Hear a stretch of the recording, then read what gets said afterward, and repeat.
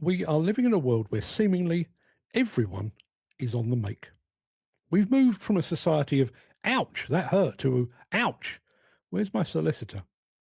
My own travels through this comedy of errors we call modern life is peppered with examples of everyday people on the grift. Take, for instance, a trip to a local supermarket many years ago. I was with my eldest son, who was about 5 years old at the time, an age where gravity is less a law of physics and more of a personal challenge. We came across a puddle of spilled orange juice. Now, in a sane world, a supermarket worker would see a spill and fetch a mop. In our world, however, they fetched a yellow plastic A-frame sign and left the juice exactly where it was, presumably waiting for it to catch out an unsuspecting shopper. Now, I told my boy to stay clear, and naturally, he did the opposite. He ran, he slipped, he went down like a sack of spuds, and he started wailing.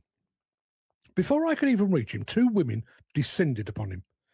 Now, you might expect a bit of maternal comfort or a, there, young man. No, not a bit of it. They looked at a crying 5-year-old, and their first instinct, their very first thought was, you should sue the supermarket. Think about the sheer hollowed out cynicism of that. A child is bleeding or bruised, and instead of a hug, they offer a litigation strategy. It's as if the milk of human kindness has turned sour. Then we have the Crash for Cash Brigade. I was driving near home, minding my own business, when the driver of the car in front decided to play a game of brake light roulette. The lights turned green. They edged forward and then, for no discernible reason, slammed on the brakes. Crunch. I was doing about 3 miles an hour at the time. I've had more violent encounters with a revolving door. Yet out they tumbled, 3 young men, all clutching their necks as if they'd been tackled by a prop forward, each of them shouting about whiplash. It was a theatrical performance that would have made the Royal Shakespeare Company blush. Fortunately for me, the audience of other drivers saw it for what it was.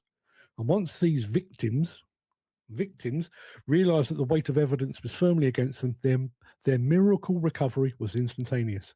Necks were healed, shouting ceased, and they sped off, presumably to find a more gullible target. And if you think the grift is isolated to dry land, think again. It's the same story on the high seas.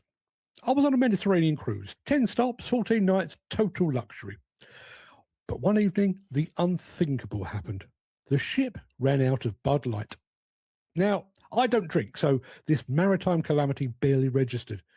But the scene at the customer service desk was like something out of a disaster movie.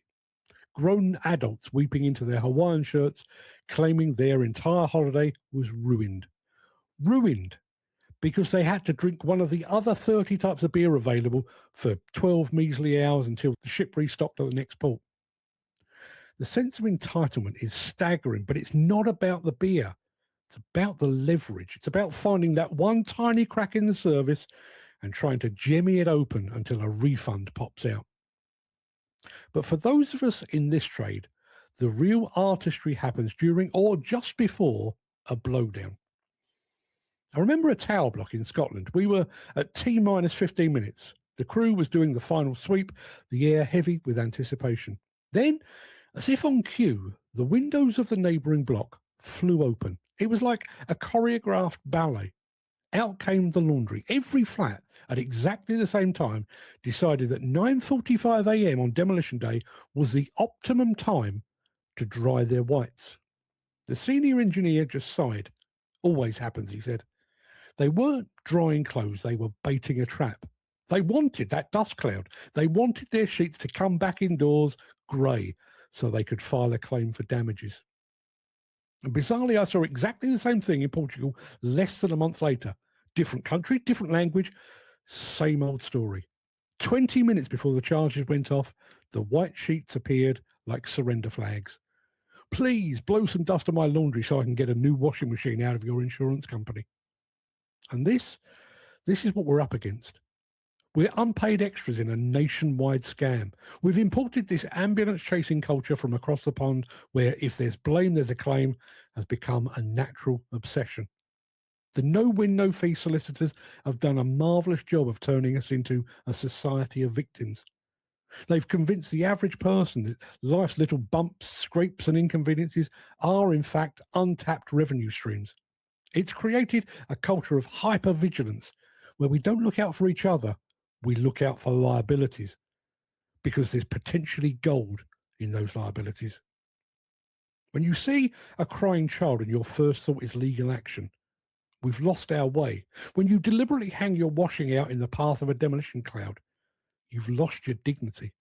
And when you fake a neck injury at a traffic light, you've lost your soul. People are quite simply on the make. And until we stop rewarding the grift, that laundry will continue to come out. Insurance premiums will continue to rise. And the spilled orange juice will be the first step on a slippery slope that leads inexorably to the court steps.